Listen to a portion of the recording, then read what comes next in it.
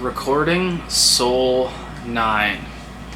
As you can tell from the Christmas sweater, it is Christmas. Well, it is Boxing Day now. It is no longer Christmas. But if you're watching this, Merry Christmas.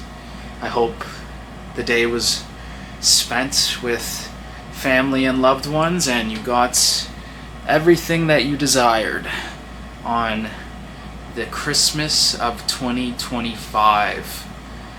Over the last little while, I've been meaning to set new goals.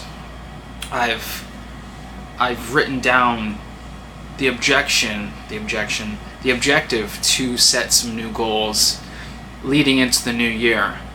But not just for the sake of because it's the new year you need new goals, but I think it's important to always have goals.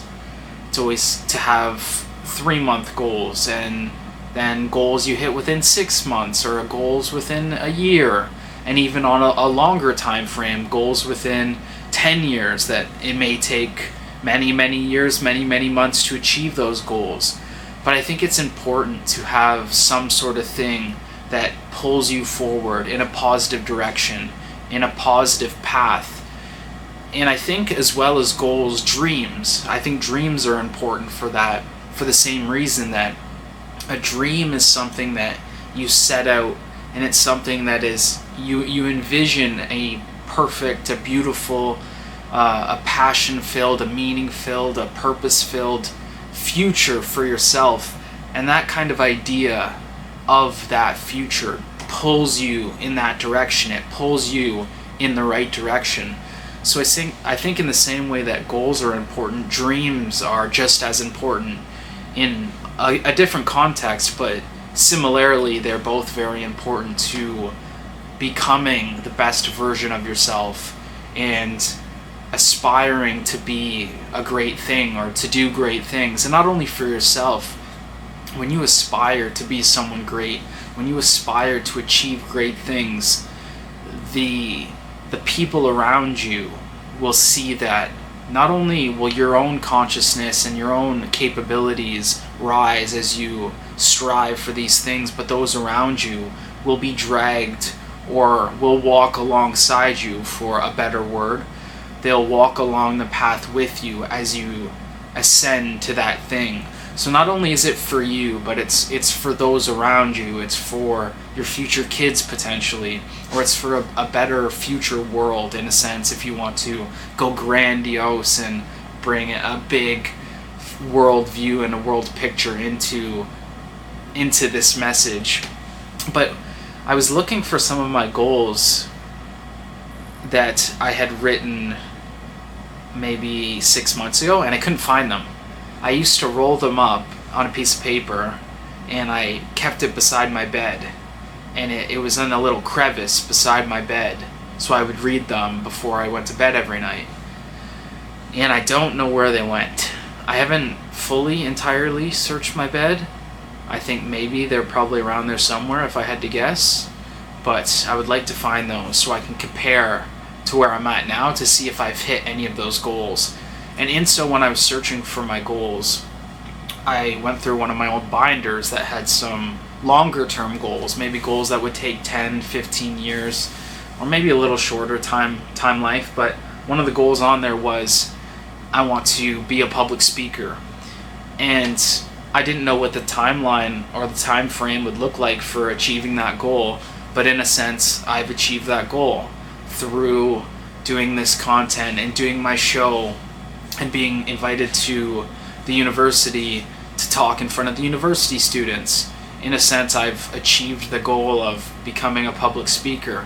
So it's interesting that sometimes you'll achieve the goals that you once aspired to achieve without you even noticing it sometimes. But if you don't write them down, if you don't formalize them properly and get them written down and actually say that you want to achieve that thing, that is your goal, you might drift around aimlessly and never end up hitting any of those goals. So it was kind of interesting to see that one written down, and me kind of had the moment, and I went, that's kind of fascinating. It's interesting that I'm here now doing this thing that I had wanted and had been wanting to public speak.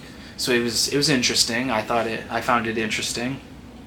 I haven't fully gone over what a lot of my goals will be, but I tend to categorize them, whether that's in terms of career-wise, in terms of family and friends, those goals, in terms of hobbies and interests, in terms of financially. I put different categories for goals, and then I date them for when I want to hit these goals by, to kind of keep me striving and keep me disciplined towards these goals. And I think goal setting is incredibly important. And instead of just in your mind an aimless goal that you maybe in your mind you go, yeah, I'd like to do that, or I'd like to achieve that, but when you commit to writing it down and you have that accountability because you wrote that down, nobody else forced you to write that goal down, you wrote that goal down, you're held accountable to yourself in a sense, to then uphold to your past self and achieve those goals, or at least try your best. So I think goal setting is very important, and with the new year coming up, that's a great opportunity or a great excuse to set new goals. But don't set the goals and say, oh, I'm going to wait for the new year to do it. Set the goals and start right away. If you set goals today, set the goals and then you begin now. You begin now. You don't begin when the new year starts, or you don't quit smoking weed, or you don't quit cigarettes, or you don't quit drinking in the new year. You quit now. You don't have this big build up going away party. You don't try to drink or smoke or consume the amount that you would, making up for all of the lost time that you're going to miss out on after you quit. And you quit now. You surprise yourself. In a sense, you shock your mind, you surprise yourself, and you jump in, and without you even being able to grasp and have a wherewithal of what happened, you've already quit. And then before you know it, it's been a week, it's been a month, it's been a year, and just like that, you've done the thing, instead of setting the goal and then waiting to begin, or setting a goal that I'm going to begin my goal on this date. Don't do that. Set the goal, and the goal begins now. The goal begins when you set it. I think is a important mind shift into setting goals and attaining those goals. So, goal setting. I didn't know I was going to talk about goal setting or goal achieving, or kind of that sort of thought and pipeline. One thing with these videos, because I'm sitting in my gym, I sit in the dojo when I do these videos. So it's in the basement, there's a furnace, which is sometimes you probably hear, but ignore it. When I become a little bit better with my editing skills and production skills, I will learn how to isolate my voice, and then you won't hear any background noise. But we're not there yet. We're working on it. I've been acquiring a lot of new skills and learning to do a lot of new things, such as lighting, the best lighting, working on audio engineering in terms of making my voice sound good with the microphones, working on video framing, video production,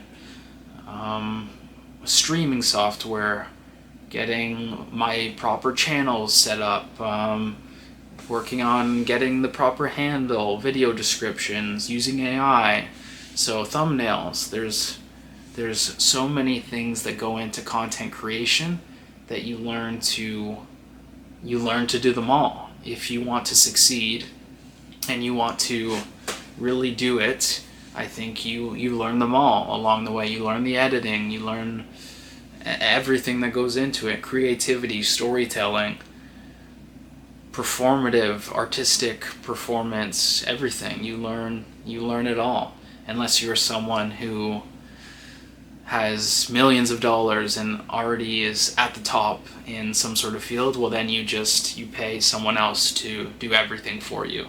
And I think that's kind of, we're at that point with creation and content creation, that many of the people who have already made it in life, that have the fame and the money, the notoriety, and obviously the money, they decide they're going to do content as well, or stream, or whatever it is, as another branch in what they do, as part of their media empire or as part of their image, and then they just pay someone to do all of the things I listed.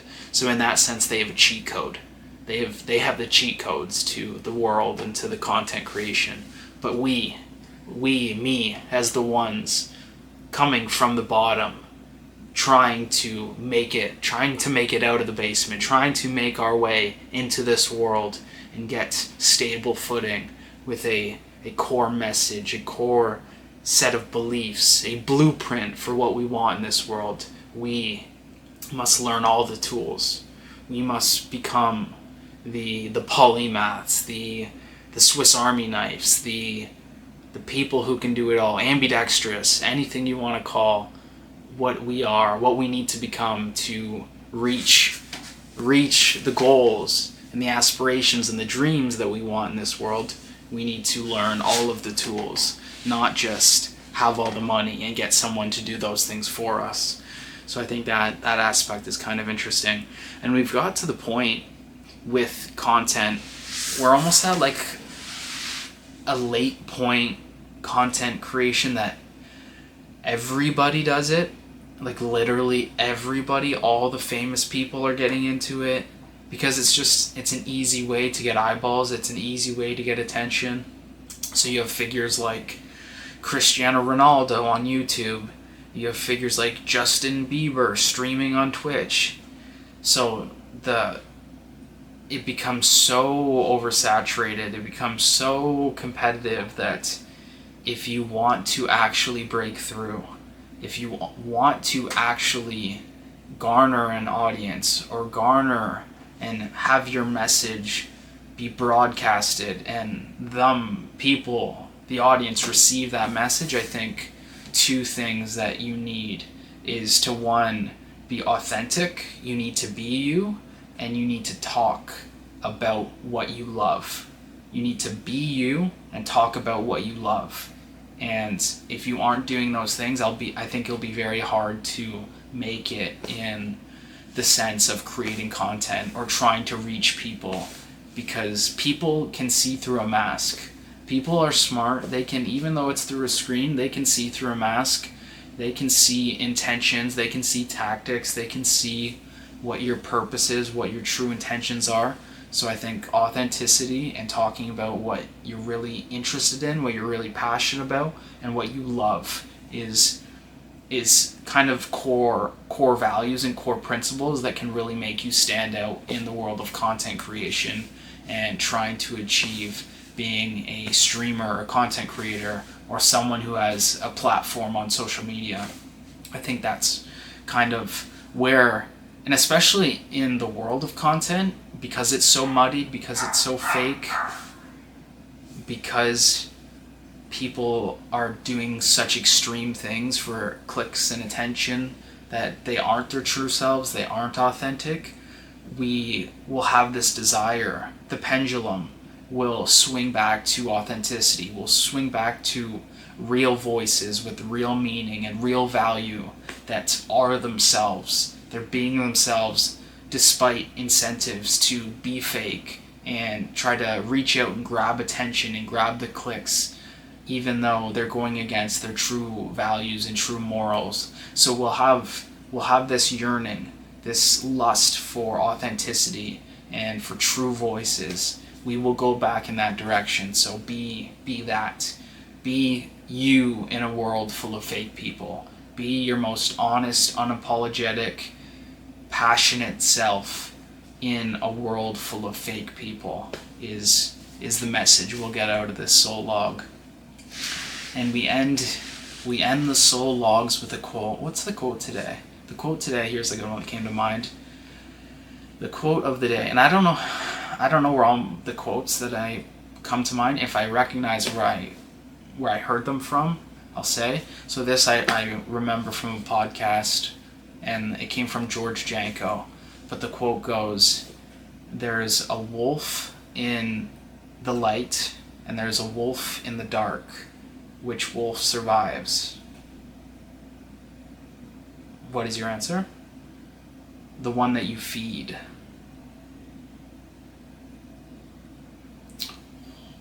What a good quote that is. That's such a good quote. There's a wolf in the light and there's a wolf in the dark. Which one survives? The one that you feed. Which wolf do you feed?